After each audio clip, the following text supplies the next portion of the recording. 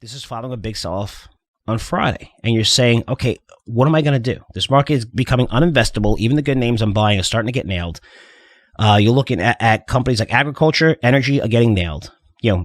Uranium looks great. That got nailed by 25% after going up a lot.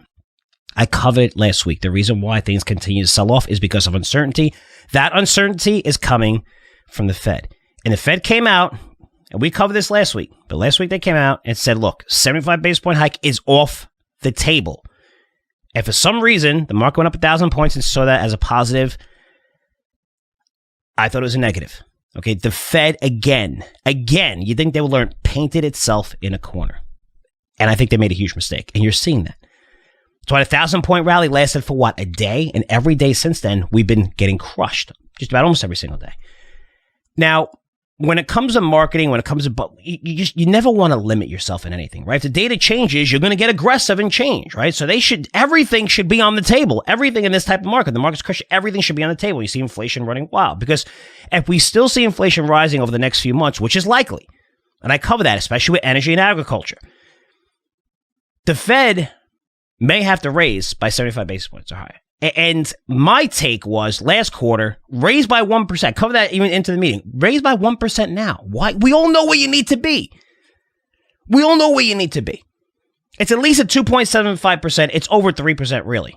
But where are you now? We're at 1%. So I guess the Fed's like, hey, you know what? Let's take our time getting there, which is another 12 months. You want to endure 12 months of this shit? Of what we're going through right now? The uncertainty? Praying, hoping that inflation moderates?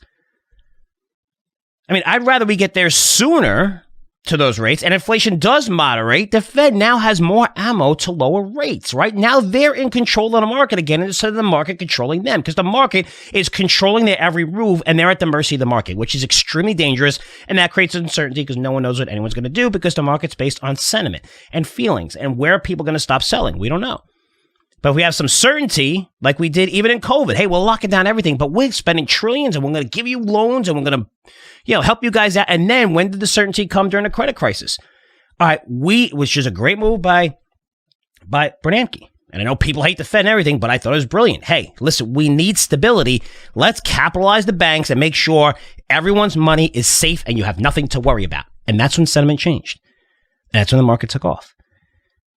You need that. We don't have that right now. We don't have any certainty. We're still seeing all the same problems that exist, and the Fed has no fucking clue what it's doing. And it's frustrating as hell to see what's going on, because even the safe names are getting wrecked. And it makes sense, because even during the credit crisis, what do we see? We saw subprime, then, the next level, and then the prime level started getting hit as well, right? Because then you start selling off because it's forced selling. There's leverage in the market. It's coming out. You're selling everything, going to cash. You don't even care what you own, because now even your good names are down 10, 15% all of a sudden. You're like, I'm out of here. Because people are just selling and going to cash. They don't care. But we still have tons of uncertainty as the Fed, remains behind the curve. So we have inflation continue to rise, the dollar continue to move high, 10-year continues to surge. And the Fed said they're going to continue to raise rates through this firestorm, which is insane. It's something that's never happened in the history of this market. We are raising when the market's getting absolutely destroyed. Now, let's take a step back here and look what happened after the last Fed meeting. Let's look back after the last two Fed meetings. Because when we look back, the Fed decided to raise by 25 basis points, and this was in March, and then 50 basis points last week. So since March 22nd, since that 25 basis point hike, the NASDAQ is down 22%. 22% we're down, 22%. It's a lot. This is March. I'm not talking about January. I'm not talking about November. I'm talking January. Now, I know hindsight is 20/20, but hear me out, because this is some of the things I was suggesting. And again, I could be wrong on this. I have no idea. But I know what's going on is definitely wrong, and it's not going to work. But what if the Fed raised by 50 basis points last time? Because they tried to say 25 basis points, and market did the same thing. Went up a little bit, then came down, and then, he did about face because all the governors came out, and this was in March, a couple days later, after the weekend, and said, look, the Fed's losing credibility. We got to raise a lot faster. Right? He tried to sugarcoat it, hoping that inflation came down, and it's not coming down. Right? So you should have 50 basis points. You didn't. And then this time around, I was like, raise by 1%. Now, if you did that, 50 and 100 basis point hike, you'd be sitting at 1.75%, which is close to 2%. Again, still a little bit far, a point away from a 2.75, which you really need to be at, but not that far. Because now you're only at 1%.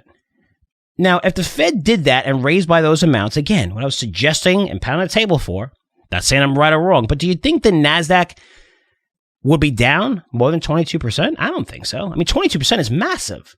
We probably would have been down a little bit quicker, but I think we'd probably be maybe around the same levels. And we would have got wrecked. 22% is a massive, massive pullback in any major, anything. Is it Dow, the S&P, even a regular stock at 22%? I mean, holy cow. Do you think it would be? I don't know. But I know that we'd be closer to the 2% level at least instead of being at 1%. And now you're saying, well, we're not going to raise that aggressively. It's going to be 50. That's what we see, 50 basis point cut. So you're limiting yourself, right? Because the Fed will be closer. And the closer they are to 2.75 or whatever, now as inflation moderates, now you have the power where you're controlling the market. You could ease, hold up on selling bonds, on lowering your balance sheet, limiting your balance sheet right now. And in a couple months from now when inflation eases, and then, you could gradually start lowering rates, which is going to be a positive. That creates certainty. And you say, well, what about inflation? Inflation is definitely going to ease, guys. It's not going to keep going up. I mean, people are cutting back right now. Their 401ks are down 30%. They're cutting back. They got to stop paying for discretionary stuff. You're seeing that because the cure for higher prices is what? Higher prices. As demand's going to start to wane, because if you want to buy a car, Mercedes, whatever, at 75,000 and or whatever the price is, right? 75,000, and they're like, well, it's 85,000, 95,000, it's 130. Eventually, you're going to say, f that, I'm not buying this thing, right? So that's the cure. As the prices go higher, you're going to be like, it's enough, and you're seeing that across several sectors. You really are. You're seeing that in housing, some areas in housing, which makes sense. Not in Florida, not in the areas that people want to move in Texas and stuff like that, but you are starting to see it. Even the home builders talked about it because monthly payments. This is insane. This stat's insane. Monthly payments, just from the rise in interest rates at 5.5% now, from where they were at like 3%. And this is like 6 months ago. Monthly payments are close to $2,000 higher. Monthly payments of $2,000 higher. That's money that comes directly out of your savings, paying the bills. That's not going to go. Where the hell do you think that $2,000 is going to fund? It's going to go to a whole bunch of discretionary. So many companies benefit, gets filtered through the economy. No. It's just a payment I got to make. I got to take out of my savings. So obviously they're going to cut back $2,000 someplace, and that's just on a monthly basis. $2,000. I mean, you got to make what, $50,000 just to cover those payments with taxes in most states? I mean, think about that. Just to cover the extra payment. Things are going to start slowing. They are. They've seen it in cars. I've seen it in streaming services, electronics. When a company like Best Buy says, hey, you know what, we're going to start selling patio furniture and beauty products, you know that the electronic sales are starting to come down. It's there. The writing's on the wall. But for me, when I look at that and say, okay, inflation is going to moderate over the next 6 months, I'd rather the Fed be at 2.5% or close to that than 1.25% or 1.5% with one more rate. It's just, why slow down the pace when the market's getting crushed anyway? Just throw it out there. Will it disrupt markets? Yes, but aren't the markets getting disrupted already? Again, hindsight is 2020. If you knew the market was going to crash the way it is, I'm sure the Fed might have thought about it. But for you to say that's not on the table, now you can't do that because the Fed has a credibility problem and the stubbornness of people, especially in power. I mean, you see it all the time, right? These assholes will never change their mind. He's like, I said it and that's it. The great leaders change their mind on a dime. When the data changes, you change. That's it. That's how you run great businesses. When you see things change, you need to change. Or your AOL or your BlackBerry. And, these stubborn CEOs are like, no, it'll be okay. It'll come back. Boom, you're dead. You need to change. You need to go where the puck's going. And you're not going to see that. You're not going to see a 75 basis point hike next time or the time after, even though we're going to need that. Even though as we get into that, inflation is going to be higher. You're going to see the dollar continue to rise. The 10 years, 3.15 going higher. Remember, 3%, just hit 3% last week. Again, it's starting to surge again. So, the market conditions are not great. The uncertainty is still there. I wish I could tell you more, but if you're looking for safety, cash is king. REITs leverage to residential housing, maybe even a little bit of commercial, but in the right areas with population growth, you're seeing population growth. That's going to continue, especially with low inventory. That's a great investment to me, especially over the next 12 to 24 months. Energy and ag, I'd be buying on pullbacks. They're pulling back, which you're looking at these sectors, prices are going to continue to rise no matter what. I mean, we have a massive shortage of fertilizer. We're looking at energy, where if Russia decides to cut off natural gas, holy cow. Natural gas prices, again, that goes into chemicals. That's why you're seeing with ag, where these fertilizer companies, that they're there's going to be less food. I mean, it's a significant problem. I covered it last week. Actually, the TikTok video that's actually has over 100,000 views on it because, yeah, it's a problem that people aren't seeing right now, I guess. You don't know what's going to go viral and what's not. But, energy, ag on pullbacks, and you're going to see pullbacks in even the great sectors, you'll see pullbacks. Definitely see pullbacks. Be sure to follow your stops, too. It's ugly out there. There's massive deleveraging taking place. Even the best names are selling off. But when I look at this market, it reminds me closer to, I would say, January during the credit crisis, January 2009, when a lot of people would say, well, the market's a buy here, it's a buy here. And you were right, but you had to endure a lot of pain because from January to March, the S&P sold off. I think it hit the final of 666. It sold off close to 30% just over those 3 months. But you were right because a couple months later, you recoup those gains and then boom, you're off to the races. You're never going to pick the absolute bottom and you're never going to sell at the absolute top. That never, ever, ever happens unless you're very, very lucky, maybe in a situation 1 or 2, whatever. But it almost never happens. Even though all those charts and figures that you're going to see and all the promotions, if you buy here and you sell here and you buy, they have these little circles and all the bullshit, right? Just try to get you to buy their products. It's all bullshit, okay? It's not technical patterns. It's not whatever. It's just, it doesn't work that way. It's never that easy. So for you want to be able to buy assets that are cheap and that are growing. Right now, the S&P 500 is trading at 15 times forward earnings. That's the cheapest level it's been, I want to say, the 10-year average, I think, is about 14. The 5-year average is more like 18. So we're looking at an area where we're becoming very cheap and earnings are expected to grow over 10%. That's why it's cheap. If earnings are expected to grow 2% or negative, that's not cheap. All right, a 9 PE is not cheap if you're expected to lose money and not growing over the next few years. That's not cheap, right? So it's cheap if you could be at 30 times forward earnings, and that's not expensive if you're growing those earnings by 60, 70% and expected to grow it over the next couple of years, right? So you have to take one with the other. But when you're looking at 15 times forward earnings in the S&P 500, with earnings expected to grow more than 10%, that's pretty cheap. And that means you're going to find a lot of names that are trading at single-digit PEs right now. And names that have got unfairly punished, along with a lot of the technology stocks and things like that have good growth profiles, that reported good earnings last 2 quarters, that just get nailed because everyone's deleveraging and you're seeing people on the wrong side. And that's what you're seeing even the sell-off in Bitcoin here. There's just a lot of leverage in these markets that needs to come out still, and people are selling and waiting, but we need a catalyst. We need certainty, and unfortunately, our Fed is just a bunch of idiots right now, and they don't know what they're doing. And I hate to say that because I know it's common to just beat up the Fed, and that's what everybody does. But man, when you limit yourself in everything and just limit yourself where we would have been so much better off and we were much higher. You should have started raising rates so much earlier in January, and you didn't. In January 2021, you didn't, right? You waited over a year later to do it, which is fine.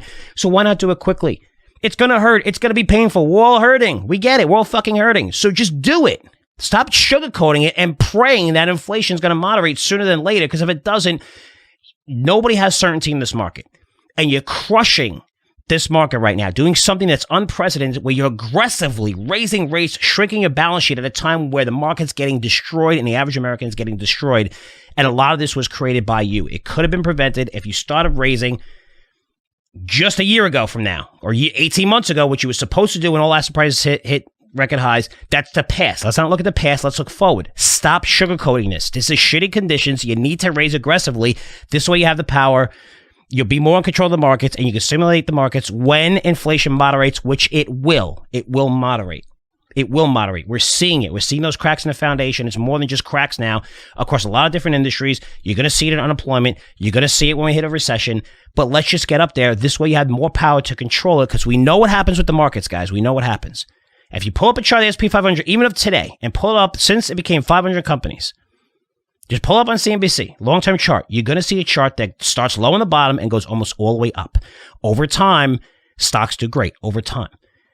You need to limit this shit, and you have the power to limit this shit. If you do the right thing, you're not doing the right thing. You have to be smart here. I know it's a situation a lot of these guys haven't been in. It's been the 80s, and people forgot. It's not pretty.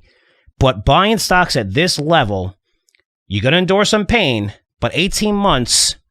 that's when you're going to see the benefit, because you're going to be like, holy shit. It's just like when you look and you circle the March 2009 lows, when you the March 2020 lows, and you're like, holy shit, this stock was trading at $5 and it's now 180. I mean, that's where you make fortunes. People make fortunes, life-changing gains when they're buying shit dirt cheap, not when they're at all-time highs and they continue to go higher for a couple of years.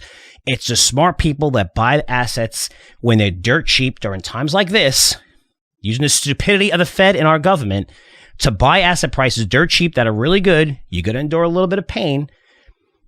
If you're going to invest a little bit here, a little bit there, don't take full positions right now. Again, there's a lot of uncertainty, but you're going to look back 18 months ago when inflation moderated, the Fed finally will have the rates where they're supposed to be, where the balance sheet will be shrunk and it'll be ugly and we might be down a little bit more, but it's going to be a time when you're going to look back, you're going to be, holy shit.